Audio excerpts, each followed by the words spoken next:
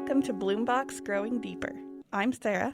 I'm Hannah, and we're on a mission to help you become the gardener you want to be.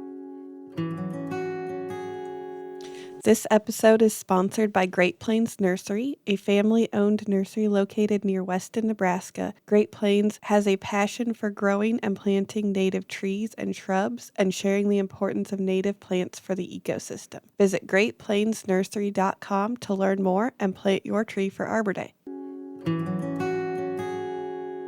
Welcome back to episode 6 of Bloombox Growing Deeper. We are here today with Justin from the Nebraska Forest Service to talk about planting for birds in your yard. Justin, do you want to tell us a little bit about yourself and how you got interested in birds? Okay, thanks for having me. It's a pleasure to be here. I love birds and landscaping, so I think this is a good topic to share these two things together. I work for the Nebraska Forest Service, but also with the Nebraska Statewide Arboretum. And I've been doing that for a lot of years, since 1990. And I've come to really appreciate the birds in the landscape as I go along here. So thanks for pulling this topic out. Why do we plant for birds? Yeah, for me personally, I love watching birds in the yard, especially in the winter. There's not as much to do in the winter outside, so that's a way to be kind of relational to the outdoor world in the winter. I love what birds do, just their actions, their forms, their shapes, their colors. And then the second thing, I think probably more importantly, is if you have birds, you are doing right by the landscape in terms of ecology, because birds are so critical to helping us keep a balance of especially predatory insects or problematic insects at bay. And they recycle so much of the stuff in our backyard. You don't think about it, but they're always poking through the detritus. And if we didn't have birds doing that, things would build up quicker. So those are the two big things for me. So when we plant for birds, I like that you point out that it's the whole ecological concept. Yeah. So we're doing more than just providing food for birds, right? And then food in general for other things when you look at the full food cycle. So what are some of the other things that we provide to birds when we plant for them? Yeah, right. So think about your yard. If you like birds and ecological balance, provide habitat. And what's the habitat for birds? Food is one element of that, and you can provide food for them. But if you have a richly diverse landscape, you're going to be providing food just naturally by the plants you have, so that's important. The other thing is cover. Every bird wants some form of cover. Now, it varies from bird to bird. Some like to be in the pine tree, really protected. Others are kind of out in the open, but want to kind of duck back in under the grass. So diversity, again, is critical. And then the third thing there is water. If you have some open water around, you're going to get more bird action. And in the middle of winter, boy, that open water is critical for bird survival. So it sounds like you're saying we can kind of use birds as an indicator that we have a diverse landscape, because you can kind of judge if you see a lot of birds, we're doing good. If you're really trying to look and hunt for the birds, maybe we have work to do. Yeah, no, that's a really good way to put it. We do have work to do. So if you just count, some birds are real generalists and kind of annoying, like a house sparrow or a starling. You're going to get those whether you want to or not, but those aren't necessarily the bird you're keeping track of in your life list or something. So if you start keeping track of birds, you want to get a rich diversity of species to know that you're doing it right. It doesn't have to be 100 species, but probably if you're only seeing 3 or 4, up your game a little bit and try to get it to a dozen or 20. And actually, that's not hard. If you have a little food and water, I quit counting. I got up to 40 or 50 species in my yard, and I'm no birder. So I think that kind of takes us to our next thing we want to talk about, which is how do we attract a wide swath of birds? So it sounds like it might be kind of easy at first, but what are some general things we can do to attract birds to our gardens? Yeah, right. Well, for our line of work, number one thing is if you can get into gardening and put out a diversity of plants, landscape plants. And generally speaking, plants kind of come in woody form and herbaceous form. And so you should have trees and shrubs to give you a couple layers of habitat that the birds get up into and come down from. But you should also have herbaceous plants that you would leave up in the winter that also carry not only cover but food. Some of our best bird-friendly plants are native prairie plants. Anything in the aster family, asters and coneflowers. If you leave them up over the winter, it's fun. You'll see the finches and things getting the seed right off the plants. So those are the two big things, habitat, richly diverse habitat as much as you can stand, more native plants than not, and then feed. You got in the winter, if you want birds in your yard to watch, you're going to have to provide some feed. So it doesn't have to be a lot of feed, and the birders will tell you the more types of bird feeders you have, the more diversity in feeders, the better. It's just, I think, what's your budget? Because if you have 10 feeders, are you going to spend $1,000 on bird seed? My wife would kill me. So I only have 3 or 4 feeders, but, to each his own on that. And then different types of feeders. One of my favorite feeders, and I was a long time coming to this, is the suet feeder.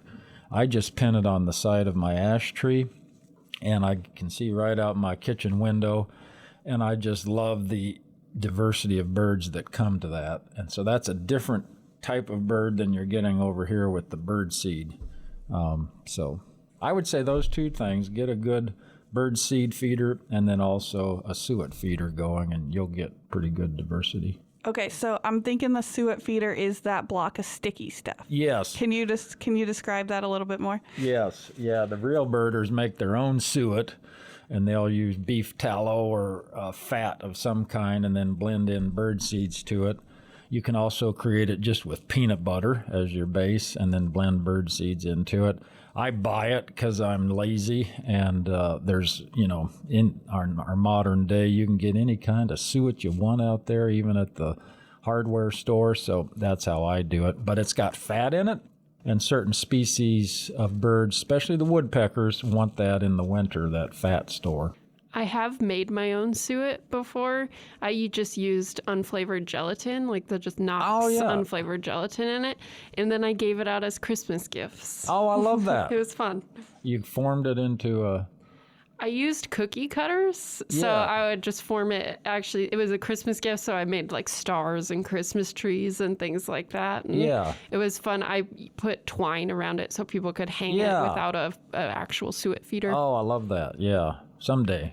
You'll have to give me your recipe. We'll put that in the show notes, the recipe.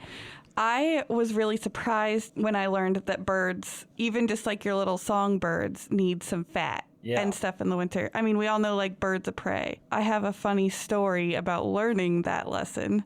I went to check traps with my husband and my father-in-law. And I'm just usually along for the ride. I don't do a lot of the work in that. But I got so excited to see all these little chickadees because, in western Nebraska, it's pretty cold. And I just thought that looked like such a happy little scene. And then they're like, well, go look closer, go see what they're eating. They were picking apart a coyote carcass. Oh, gosh, and I was like, these tiny little fluffy tweeties are just ripping up this carcass. Oh, I didn't realize that. So black-capped chickadee will get in. They're a carnivore. All right. In the winter, and they're not after the meat. They're after the fat to keep themselves warm. Yeah. Because it was a really cold day. I mean, it was probably 0 degrees. They had fun laughing at me for that, though, because I was cooing over these tiny little cute Tweety birds. And yeah, that reminds me a little bit of home in Kimball County where I'm from. We learned about the shrike, the loggerhead shrike. They impale snakes and rodents on a barbed wire fence or a sticker or something and then peck at it. And when you're young and you see that going on, you're kind of made aware of how the world works all of a sudden. I just gotta say, don't we all enjoy food with a little higher fat content in the winter? Yeah, right on. You surprised me when you talked about coneflowers and asters. I have coneflowers in my yard, and I love to see it's usually like little finch birds on them, right? Yes, the old finch typically. So I think that's going to be a different idea. A lot of people are used to hearing plant berries and evergreens and shrubs for their birds, but our prairie plants are important too. Oh, they really are. So many of them hold their seeds into and through the winter. If you have a diversity of purple coneflower, rudbeckia, asters even. Aster seeds are a little smaller, but boy, those finches will get all over that. I approach it in my yard. I really like the juncos. They're a ground feeder, more or less. So I just put everything on the ground for the juncos, and it's cheap bird seed like cracked corn and millet.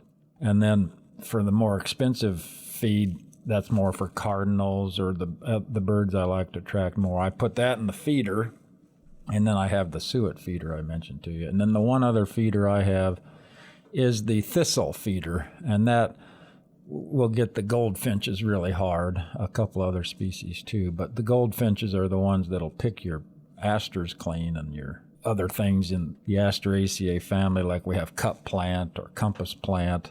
If you leave those heads up into the winter, that's good for the birds. And I think the sunflower seeds, that's what all birders say is the base of your feed, sunflower seeds. They're really rich with fat stores and oils for winter survival. Can you describe the thistle feeder? What is that? Yeah, my thistle feeder is just a clear plastic tube with 4 little perches and little tiny holes in it that finches can pull the seed out of. But they have sock feeders. You can just put it in a sock that birds can pull the seed out of. And then they have these wire mesh feeders where the thistle seed stays inside of it, but the bird can kind of pull it out. I like my little plastic one because it doesn't lose as much seed. Can we have a picture of it for the show notes? Yeah, you bet. I'll send you some pictures. Okay, so while we're talking all these feeders, we got to ask the question, how do you keep the squirrels out of them? Yeah, I'll send you a picture of what I do. And I've seen some things that really crazy bird feeders do. So there's squirrels our bird lovers call them tree rats. But I like to remember, I love trees, and we wouldn't have oak trees or nut trees without squirrels. So I try to accommodate both. But yeah, it's hard to like a squirrel when they'll eat 600 pounds of birdseed in a day, it feels like. So I saw online a system where there's this metal baffle. So I put my feeders on a pole that's up about 8 feet off the ground. Then this cone-shaped baffle is down below at about 3 feet, wrapping around that pole, and that prevents the squirrel from jumping up onto the pole.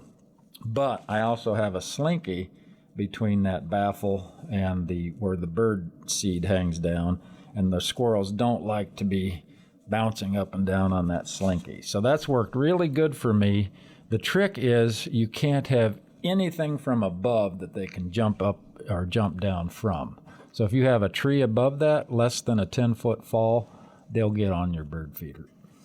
So my grandpa Bob was a big bird feeder. He loved feeding the birds, and he hated the squirrels. Yes. And when he passed when I was a kid, and when he passed, we found all of his prototypes of different bird feeders he was trying to create that would keep the squirrels out. So we found all these different with springs and slinky and everything as we were trying to clean out his workspace. It was fun. I'd love to see what people come up with. They have these high-end bird feeder boxes with springs on them and stuff. I've heard people give mixed reports on those. I've never invested in them. But yeah, if you feed birds and you don't do something about the squirrels, you're going to be disappointed with how much the squirrels eat. Does feeding the squirrels separately help, or does it attract them? The one thing I like about the squirrels is that they clean up the junk that those darn finches, house finches, love to peck through the seed, and so they're dumping seeds all over the ground, and it helps to have the squirrels out there to clean that up and not making as big a mess underneath the feeder. But that's about the one thing of positivity I can give about squirrels and birdseed. I saw one squirrel got a hold of my suet feeder one day and drug it to the other side of the yard, so I was not a fan of that. That happened to me as well, except he drug it behind my car and I accidentally backed over it because I didn't realize it was there. So now I have a new suet feeder. New style, flat. I will say one thing I do enjoy about squirrels is we have a crabapple tree, and that's where a lot of our birds in our yard come from. They all come to eat the old crab apples. Yes. But then about late winter, early spring, there's just a few real fermented berries left, and the squirrels get into those, and it can be pretty entertaining. Oh, wow. I've heard about this. Yeah, fermented fruit. Yeah, there you go. I actually like to watch squirrels in my backyard. They're so entertaining, the things they can do. So don't tell my other birder friends that I don't mind watching squirrels. Okay, so how about somebody who is trying to, get some specific species on their bird watching list or just has a favorite? Is there anything we can do to say, I really like this species of bird? Can I really attract them? Yeah, you just mentioned one. So crab apples. That's a really great, especially for getting the spring and fall migrants, like the cedar waxwing. They congregate on old winter fruit. So a crabapple tree that holds on to its fruits, or a hackberry tree, or believe it or not, a cedar tree with berries high up in it, the little cones of a cedar tree. That's where you're going to find waxwings early in the spring. They'll be coming through here in a month or two, so that's for sure.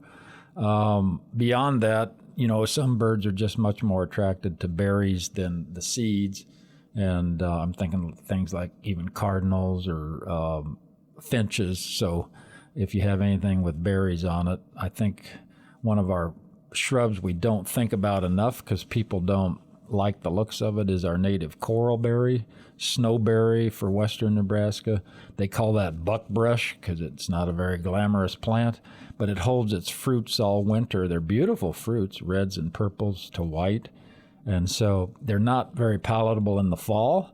But late winter, early spring, the birds get after them. So you got to remember that we're probably evolutionarily, we're heading into the time of year right now where it was hardest to get food because it's late winter. A lot of stuff's been picked over.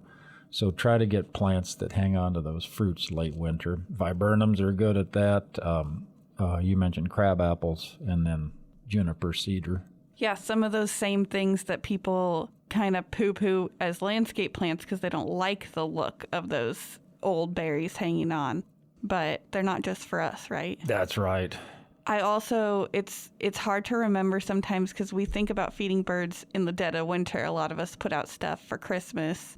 Mm-hmm. But really, that late winter, early spring, a lot of that winter food is gone. The humans have stopped putting out their bird feeders because it got warm. Yeah. But our plants aren't up yet. And they're not producing seed yet for another month or two. Yeah, I get really good bird activity through at least mid to late April. Then I can see them tailing off. I usually quit feeding by mid to late spring, and let's let the birds go out and forage for the insects and stuff. In the spring and summer, they're mostly eating insects, so make them do that. Don't keep them fat and lazy at your feeder, unless you want to. You can do what you want there, but that's how I do it. So I know the one that I always hear people, I guess is a little later in the spring, I think, that people are always trying to figure out how to get the orioles. Oh. Do you have any tips on that? Yeah, for sure. Orioles that's one of my favorite things to feed for. And for me, I've got now enough resident orioles coming back every year that I don't need to work at it too hard. But when I first got started, they really are attracted to the color orange. So you can put oranges out, and that helps. And then jelly, anything sweet with a jelly in it. So I would just put grape jelly on oranges and stick them out on a nail on a platform feeder. Now I don't have to put the orange out as much, but I do put the jelly out, and I get orioles every spring and summer. So how about hummingbirds? That's one of my favorites. And some people put them in a kind of a different class. Like, I don't hear bird people talk about them, but pollinator people aren't quite talking about them. But I love hummingbirds. Yeah, I do too. Hummingbirds are one of my frustrations because I work hard at it every fall. I've tried a couple times in the spring. I'm never ready to catch them in the spring when they're coming through. So they're a migratory bird flying north and south, and they don't stick around our part of the world for a super long time, although they are resident in eastern Nebraska woodlands all summer long. So you need a nectar feeder for hummingbirds. We just get the ruby-throated, I think, is all we get here. And you want to use a nectar feeder with a sugary content. You can get that, buy it over the counter, or make your own. It's just 1 part sugar to 4 parts water. And it's just frustrating because most years I put that out for a month, go through 2 gallons of nectar feeder, and I might see 2 hummingbirds. But last year I really had really good activity on the hummingbirds. So I wonder what the difference was last year. Yeah, I wonder if there's kind of a population ebb and flow, like we get with some trees. My mom is just a little bit further east in Iowa, and they get a heavy migration through there. She doesn't even have to try. She just puts out, she usually has petunias in her hanging pot. Yes. And they always have a hummingbird around them. Any deep tubular flower in a pot, it's red colored or orange colored. Right, I get a lot of, when the hummingbirds are around, they're after those. So, and you can put other native flowering plants out like trumpet vine and stuff like that will help get them. But yeah, I wish you go to the mountains and they're buzzing around your head and you're like, man, I wish I could get those at my yard. And it's also fun though to go, just like I live in Waverly, but if I drive over to Platte River State Park, just 30 minutes away, all of a sudden there's all these other birds that I don't see in town. Carolina wren, warblers, scarlet tanager. They just, for whatever reason, love that little bit of forest canopy, and go see those birds there. So that's how we can attract specific birds. Is there a way to keep away specific birds that we don't want around? That's a really good question. And so for me, the one thing I do battle with is starling, the European starling. They come in flocks, and you don't even know exactly when they're going to show up and ravage your bird feeders. I haven't found a really super good way to try and get rid of them. I actually started to try and trap them. They have starling traps that you can buy, and I figured out that was more work than it's worth. One thing I learned, though, is if I leave the suet feeder up with any peanut butter content to it, the starlings just rip that apart. So I shift to just suet and birdseed, or tallow and birdseed in late spring, and that helps to keep some of the starlings away. And then what else would we have that is real annoying? Like if you get pigeons and things like that, you might want to stop feeding for a certain stretch so they don't feel like they have to have your yard to come back to. But I'm not an expert on how to get rid of those. Thankfully, starlings for me haven't been as big of a problem the last 2 years as they were about 3 or 4 years ago. I just about quit feeding birds because all I was doing was feeding starlings for a while. What, do you have any ideas? Or No, that's why I asked. We need to get a really good bird expert on here and give us some advice. But they are annoying. Oh my God, those starlings. Mostly I ask because so my husband and I moved to our house from a downtown apartment, and I always complained about the downtown noises, right? The sirens, the bars, all that. When we moved there, he was like, the birds are so loud all the time. I was like, oh my gosh, don't ever say that again. But they do get a little loud in the mornings. One of the worst is the blue jay. Man, they're loud. And if they get going near your bedroom window in the spring, you want to get out there and take care of them. But we've had a robin nest outside our bedroom window we've been in our house 2 summers now. And both springs, we got this robin nest. And any other time than 6 o'clock in the morning, it's adorable and such a fun part of the life cycle. Yep. But at 6 o'clock in the morning, it's really hard to appreciate. Oh my gosh. And they're coming on right now. I'm hearing the robins big time. So the last 2 weeks of warm weather has them thinking spring. Yeah, I've noticed the cardinals are really getting more active right about now too. Yeah. We talked about birdseed. If you like cardinals, use a little safflower. I just mix that into my black oil sunflower seed because cardinals, and I think some finches really prefer safflower, but a lot of other birds don't. So you're not wasting your feed on birds that you don't want to attract. Okay, so let's start completing this. I call it the habitat triangle. I'm sure I got that from somewhere. Oh, I like but that's what I talk about when I go to schools, and we usually are talking about pollinators. But we've got to make the full triangle. So we've talked about food, and that's the fun thing. Mm-hmm. But we also need shelter. So we talked about like evergreens and having different layers in the landscape. Do you do anything like handmade? Like, do you use birdhouses or anything? I do not, but I watch people who do purple martin houses and bluebird houses. You're not going to get bluebirds in town probably. They want edge habitat with grassland around. But we probably wouldn't have a very good bluebird population without houses, bluebird houses. So thank goodness there are a lot of people doing that. And now I'm starting to see bluebirds on my country walks. I didn't used to so much, so I'm really glad people do that. And it's fun to watch those purple martins. I don't have the patience, I think, to keep a house clean and all that. But boy, there are great ideas out there for building shelter. I haven't gotten into it. I'm happy to know that one thing we do know, like if your neighborhood you live in has big trees, that's one of the best things you can do, because they're going to find little cavities to build nests and like orioles, they like to build their nests, I think it's 25 to 30 feet off the ground or so. So if you don't have big trees in your neighborhood, you're not going to have orioles nearby. Well, there's yet another argument for why we need big trees in our neighborhoods. So you did point out, though, that using birdhouses is not as simple as buying one at the garden center and sticking it in a tree. Yeah. You've got to take some responsibility for cleaning it and keeping it in good shape. Yep, and beware that the hole size for the bird to enter is really critical if you want certain species, because some of them are, what are those species called? They go in and rip out the mother eggs and put their own eggs in, like the brown-headed cowbird.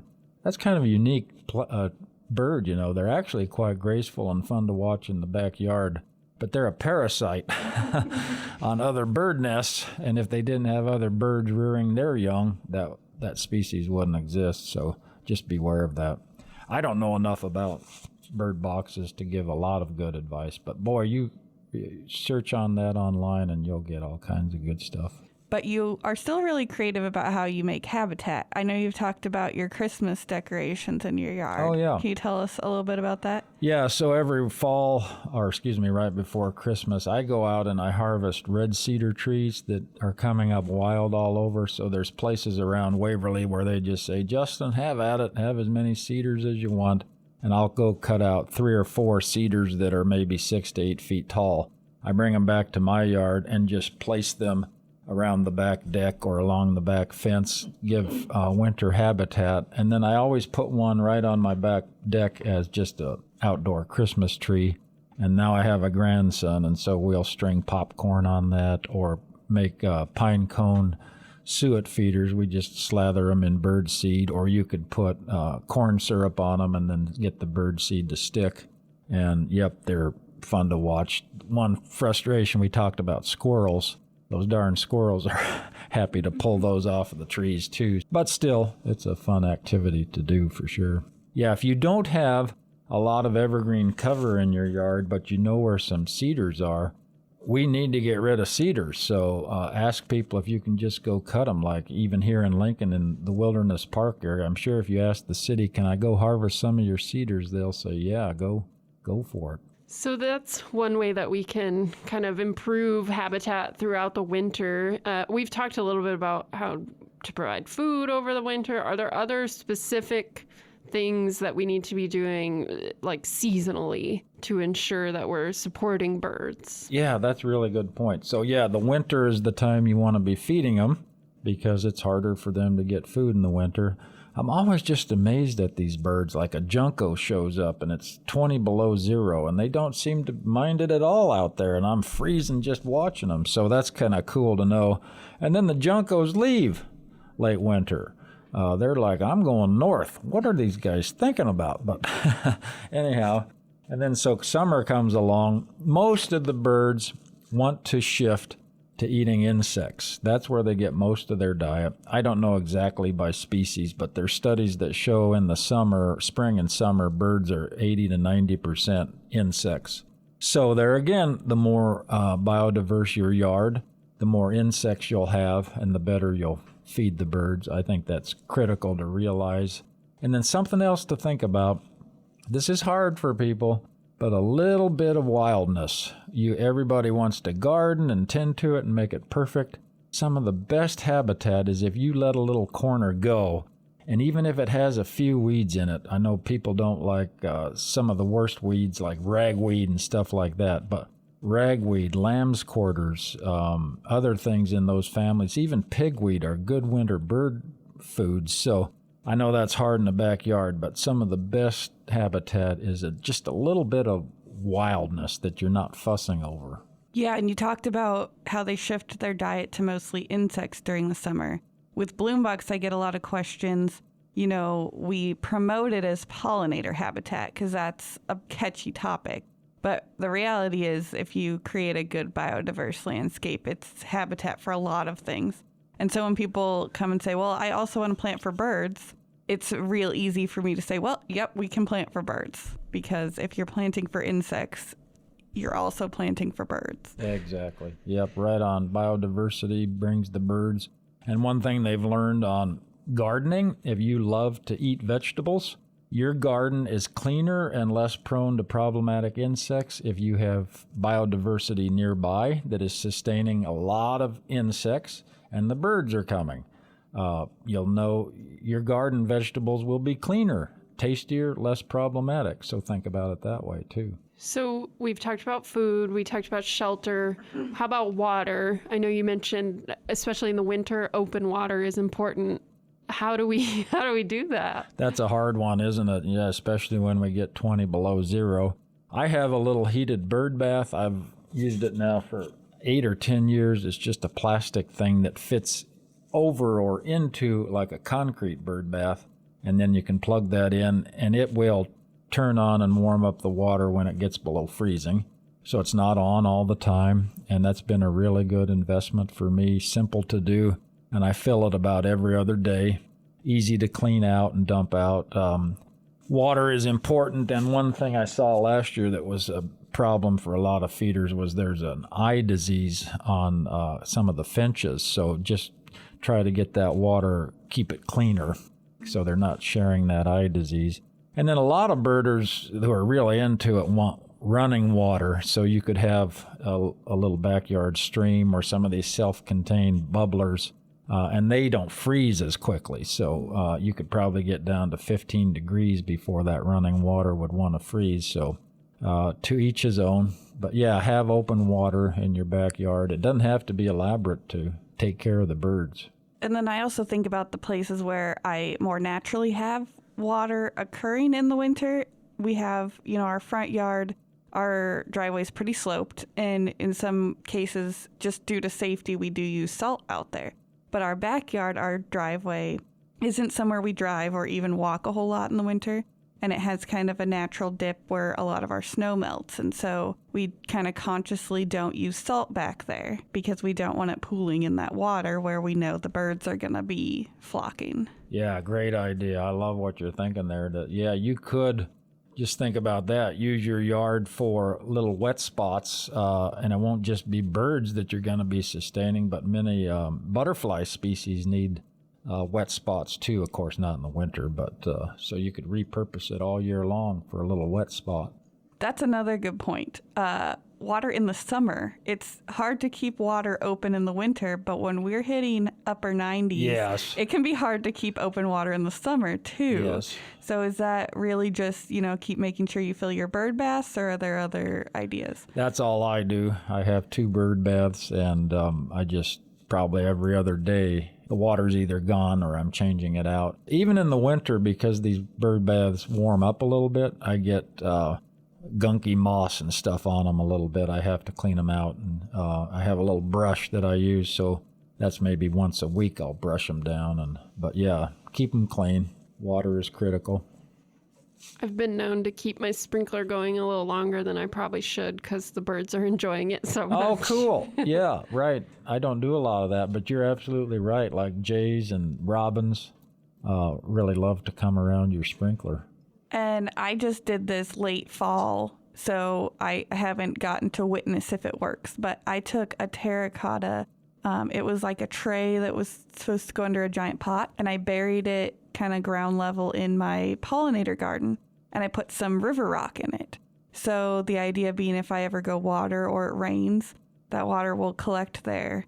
And the rocks are for the pollinators, but it's also open as well for birds. I like that idea. So the terracotta, it keeps it moist. It's not draining out the bottom. Not as quickly as it would soil, but terracotta is permeable, so it won't be like... My hope is that it'll drain fast enough to not get scummy. Yes. But hold water long enough for something to benefit from it. I like that idea. Yep, right on. And then in the summer, like, you could just have rocks with depressions in them. So maybe you build a little dry stream with some bigger rocks that have depressions in them so that in a storm comes by, fills it with a little water. That is really good bird habitat, and you don't have to be filling it all the time. And yeah. So if someone can only plant, let's set the number at 5 things to support birds, what would be your top 5 bird supporting plants? Yeah, okay. Plant, shrub, tree, anything. All right, top 5. Well, I would pick out some native prairie plants first. Probably for me, purple coneflower.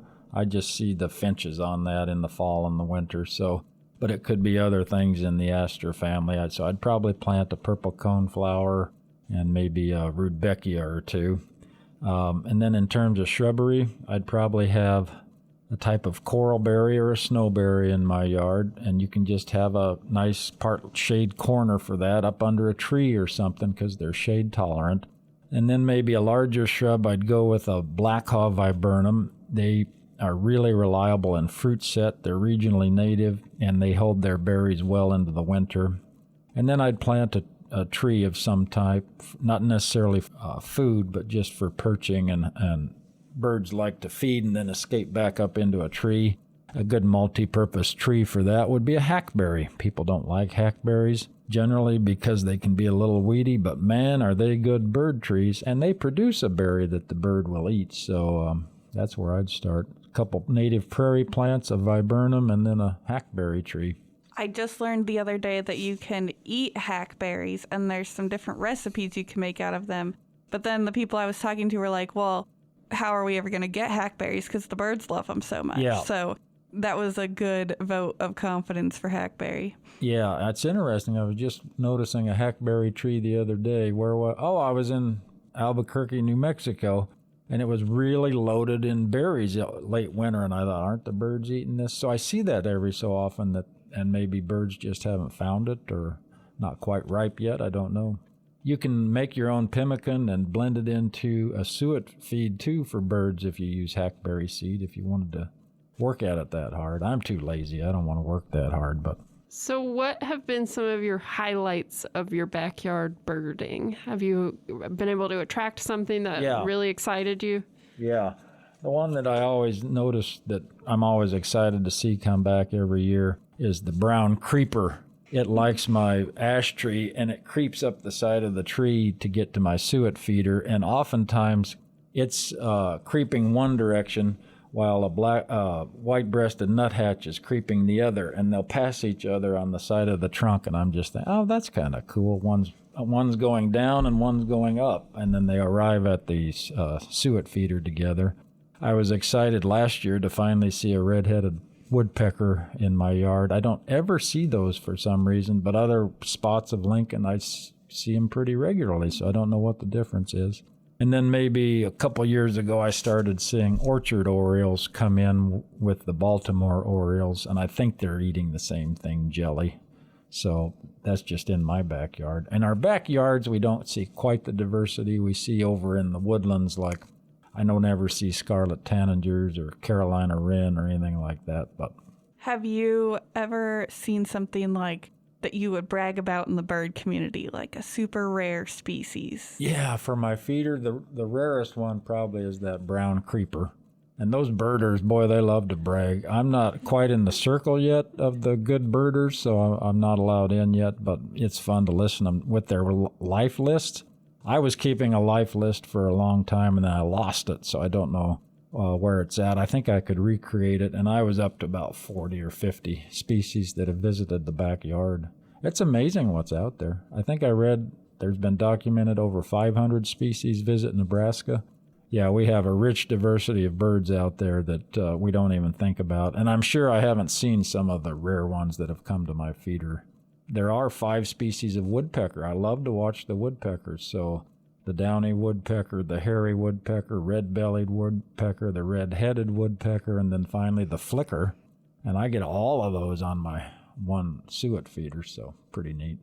Well, thank you, Justin, for enlightening us on everything birds. Oh, wow. I think we're going to have quite a few things linked up in the show notes, probably some plant lists and some information about habitat. So you can check out the show notes for more reading to do.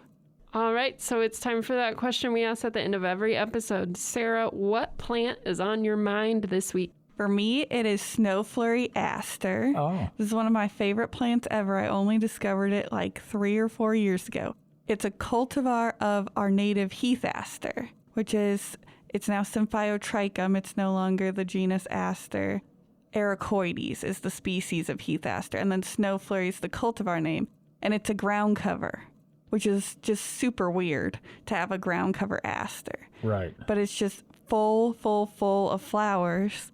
And the pollinators love it. And now I know that also maybe the birds love it too. Yeah, right on. Asters for birdseed for sure. How about you, Justin? What's on your mind this week? Yeah, that's, I don't know how to pin it down to one plant, but maybe as I think about spring coming up, I'll think about things in the cherry family because they're some of the earliest to bloom. So maybe a plum or a black cherry or maybe even our native sand cherry. And Hannah, what's on your mind this week? Well, since we're talking about birds, one of the plantings I did last fall, I did around my bird feeders to hopefully support more birds. And also it was kind of an open spot, so I wanted to give a little more cover for birds. So I'm thinking about, and I am going to break the rules, I'm going to say 2 plants. I'm thinking about the goldenrod and the big blue stem that I planted around those. Because I'm really excited to see how they look and how it helps my bird feeders this year. Yeah, I think grasses are good bird plants too. Even though they're not eating them, it's good cover. As always, you can find us at plantnebraska.org. And if you would like to send us a question, comment, concern, photos of your garden, we love photos of people's gardens. Our email is growingwithbloombox@gmail.com. Or if you go to plantnebraska.org, you can leave us a voicemail on our SpeakPipe link. Thank you for listening. Bloombox Growing Deeper and Bloombox are programs of the Nebraska Statewide Arboretum.